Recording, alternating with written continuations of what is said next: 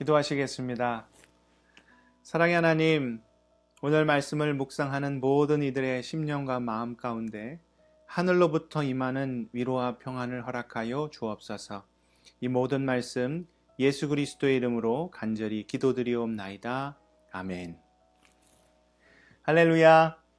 오늘 말씀을 묵상하시는 모든 분들 가운데 주님의 소망과 위로가 함께 하시기를 축복드립니다. 요즘 많이 힘드시죠?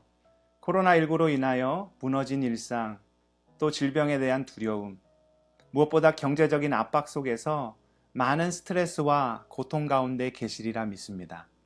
그러나 이 시간만큼은 모든 상황 속에서 우리와 함께 하시는 주님을 온전히 바라볼 수 있기를 소원합니다. 주님이 주시는 은혜의 말씀을 함께 묵상하면서 세상의 두려움이 아닌 주의 소망 가운데 거하여 주 안에서 참된 위로와 평안을 함께 누리실 수 있기를 축복드립니다. 오늘은 구원을 받으라 라는 제목을 가지고 마가복음 13장 1절에서 13절까지의 말씀을 함께 묵상하시겠습니다. 먼저 1절에서 4절까지의 말씀입니다. 주님께서 성전에서 떠나실 때에 한 제자가 성전의 웅장함을 보고 감탄해하며 주님께 이렇게 말하였습니다. 주님, 어떻게 저렇게 큰 돌들로 이렇게 위대한 건물을 지을 수 있었을까요? 그러나 그 제자의 기대와는 달리 주님께서는 그 성전이 완전히 무너지게 될 것이라고 대답하셨습니다. 시간이 한참 지나고 감람산에 이르렀을 때에 그렇다면 그 성전이 무너지는 때의 징조는 어떠합니까? 제자들이 또한 예수님께 질문하였죠. 그 다음 5절에서 8절 말씀에 그 징조에 대한 예수님의 말씀이 기록되어 있습니다. 먼저는 주님의 이름을 가지고 세상을 미혹하려는 사람들이 등장한다는 것입니다. 거짓 선지자 혹은 이단 세력과 같은 악한 영에 사로잡힌 자들이 나타난다는 것이죠. 또 어떤 일이 벌어집니까? 전쟁과 기근, 각종 자연재해들도 함께 일어날 것이나 이는 마지막 때에 마땅히 일어날 일들이니 이런 일들로 두려워하지 말 것을 말씀하셨습니다. 그 다음 9절에서 13절에는 마지막 때에 성도들이 당할 고난의 이야기가 기록되어 있는데요.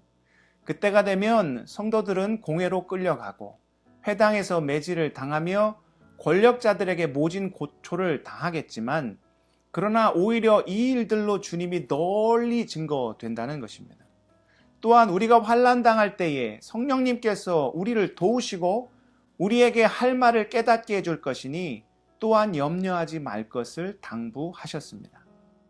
더욱이 그때의 박해는 생각지도 못하게 가족과 같이 아주 가까운 관계 속에서도 일어나게 된다는 것인데요.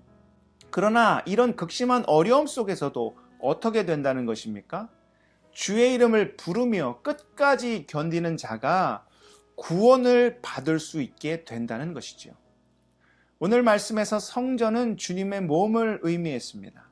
성전이 무너져 내린다는 것은 주께서 고난당하시고 십자가에 달려 죽게 된다는 것을 의미함과 동시에 역사적으로는 주님의 완전한 통치가 이 땅 가운데 이루어지기 전 일어나게 되는 박해와 혼란을 의미하였던 것이죠.